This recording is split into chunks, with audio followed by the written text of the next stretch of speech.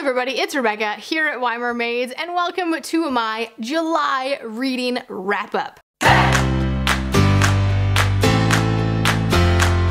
I did participate in the magical readathon this month, which was the Owls portion of it, the OWLs, because the newts are starting right now. They're going on at this moment in August.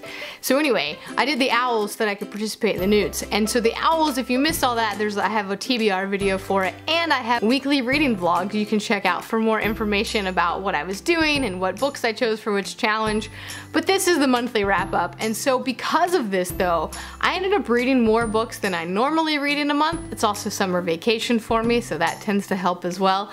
But I did read 10 things this month. I had 8 books, 1 audiobook, and 1 manga, and a 3.75 average rating.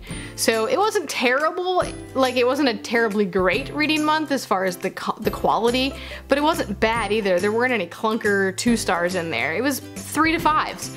And which is really good. So I'm gonna go ahead and talk about those for you, starting with the lowest and working our way up to that 5. So the first one, my 3-star read, is Blackout by Connie Willis. I read this for the Owls challenge for astronomy, which was to read a science fiction book. Blackout is time travel. So people in the future are going back to the Blitz era of London during World War II and dealing with different things, but they get stuck there. And so they're trying to figure out how to get back and what's going on. Meanwhile, they're living there in that time period, even though they're from the future. So it has an interesting concept, a twist, but I felt like it was really slow at times. And it didn't really, like by the end of it, I feel like I didn't really have any sort of conclusion because it just like sets you up for the next book, but I feel like there wasn't really enough of a plot in the first one. It was just a lot of meandering about and like, oh, I can't get to my drop, oh, why can't I get there, what's gonna happen? And they just kept saying it over and over and over again, and I got really tired of it. So I only gave it a 3. Because of that, I did enjoy the characters and I enjoyed the time travel element, but I didn't really enjoy the development of the story. I had 5 3.5-star reads this month, so I don't know what was going on. They were like decent books. They weren't terrible, but they weren't like amazing, life-changing books either, so I don't know. It's not a bad thing. It's just I had a lot of 3.5, so I'm just gonna go in order of which I read these. So the first one is Girl Wash Your Face by Rachel Hollis, which was my audiobook for the month. I was recommended to this by another teacher at school, and I enjoyed it in the fact that like I learned a lot from it. I felt really motivated. I follow her on Twitter now and Instagram, and I was just like, yes, women, this is a book for women. It is perfect. It's amazing. It tells you all the affirmations you need. However, I didn't give it higher than that because I found her repeating herself so much that I was like getting really angry while I was listening to it. I was like, you already told me this story. I already know this. You already said this. Get on with it. Move along. And so I just kind of got really frustrated with that. That's why I didn't give it a higher rating.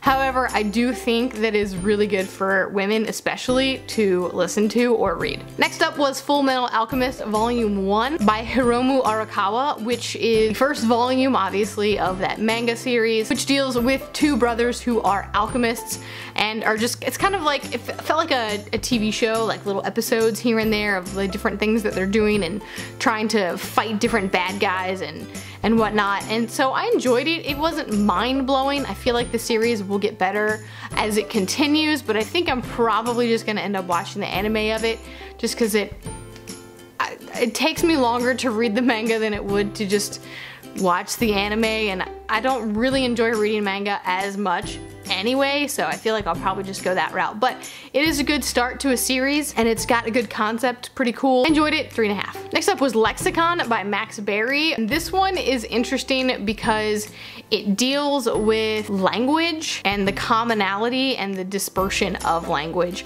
and how language and words have power and meaning.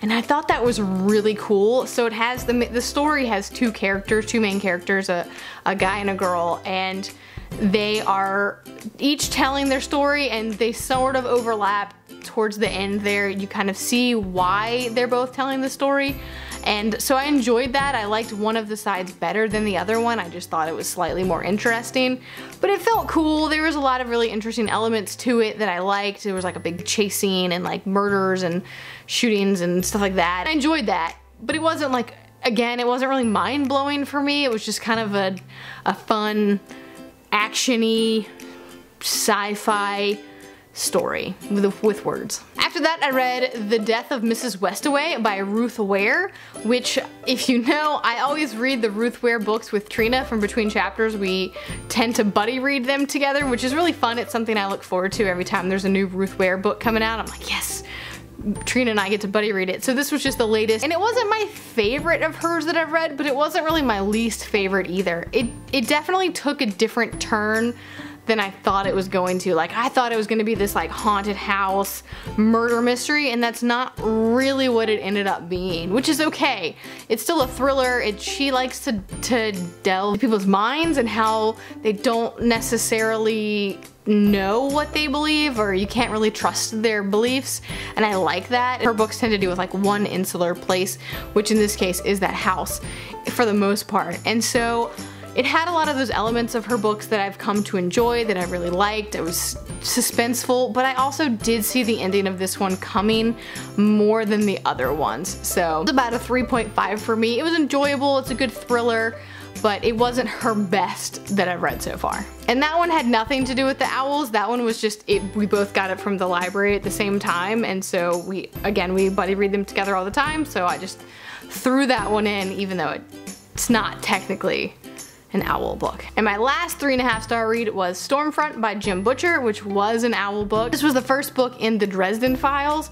It's basically a detective who's a wizard. A lot of the bad guys are also wizards or vampires or demons and things like that.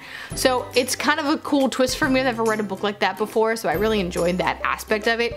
It is a little bit chauvinistic, but I was warned of that prior to, and I was told that it gets better after the first couple books.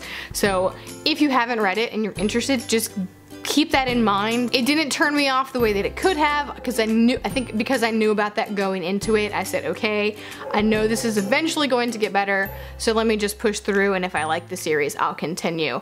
And so I did like it. I gave it a 3.5 just because, again, it was one of those things that I was like, okay, I kind of see part of this coming. It was just a fun kind of detective series, but I have a feeling it does get better. On to my 4-star reads. I had 3 of them, and the first one was not an owl book, so I had 8 books that were for owls and then 2 that weren't. And so this one was not. I had to read it for summer reading. It's called Social Media, and it's by Jennifer Casa Todd, and it's basically all about why we should use social media and teach digital citizenship in schools and literacy. And so I thought it was a really cool summer reading assignment. It's for my professional development, but I did find it really interesting. I already tend to use social media in school, obviously, since I have a YouTube channel and most of my students end up finding it throughout the year and then trying to hold it over my head like it's a big secret and it's gonna embarrass me. It's not, guys. It doesn't embarrass me. But anyway, so I thought it was interesting. It gave me some really good ideas for this coming year for the classroom and how to incorporate more digital learning and social media and what into that. So I gave it a 4. It didn't tell me really anything new, but it gave me some really good ideas, and I really appreciated that. The next 4-star read is The Way of Shadows by Brent Weeks, which is the first book in the Night Angel trilogy. It is one of the top fantasy series of all time, so I was like, why not? I'll go ahead and pick that up. And basically, the main character is a wet boy, which is a fancy word for an assassin with kind of some sort of gift or magical ability, I guess you could say. And the first book is obviously him kind of becoming that assassin, so he apprentices with this main assassin and kind of goes through his journey of becoming that assassin, that wet boy. It was enjoyable. The female characters are not great, but I liked the story, I liked the characters, I liked the world. Was it the best fantasy series I've ever read? No. But did I read it and enjoy it? Yes. Will I continue? Probably so. So it's a good assassin story. And my last 4-star read was Unearthed by Amie Kaufman and Meagan Spooner. This was probably more about a 3.5 until the end, in which case I bumped it up to a 4. So basically it's Indiana Jones in space on an alien planet with aliens. So it's very cool. It's got a cool premise. Characters are very, feel like, standard YA fare at this point. You have the girl who's kind of like a rebel with an attitude kind of thing, and she's got a secret back home that she has to, like, you know, be bad for because she's trying to get money for this really sweet thing back home. And then there's the nerdy guy. He's just trying to do right by his family and right by, because he's, you know, right by science and whatnot. So, you know, they are what you can expect, but I did enjoy it. There's a bit of Tomb Raider in there as well, because there's some tomb raiding actually happening in this, and there's some secrets, and part of it's predictable, but the very end, the very last bit really threw me, and I was like, wait, what? And that's the cliffhanger. And so it was fun. I like those kind of things. It felt like watching Indiana Jones or like playing a video game. It's like puzzle solving.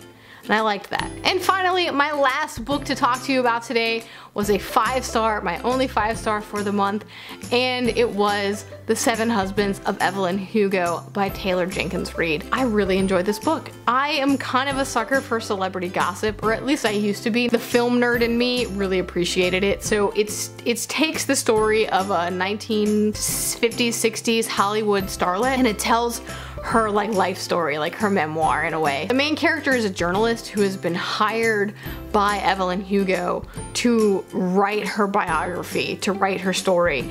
And so it's a mix between, it's jumping back and forth between the story itself that she's telling and then the present day of the reporter's kind of reactions and how she's going about life and dealing when adjusting and comprehending this, because there are some secrets. It was like a good, fun, fluffy read for me until the end, where I was like about to cry, and I just, like, it hit me so hard that I just loved it. And I don't care, it is not the best writing in the world and the most like amazing, astounding concept, but I loved it, and so I gave it a 5 because I would read it again, because it hit me in a way that I didn't expect it to.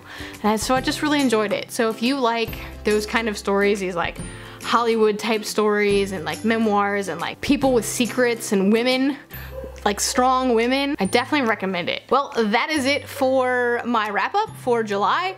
Again, it was a really good reading month for me. Also, I started weekly vlogging, guys. If you haven't started watching those, you should go check those out, because I mean, it's more me. Who doesn't want more me? I want more me. So anyway, let me know what you read in July, your favorite thing, and that's it for me today. I'll see you next time.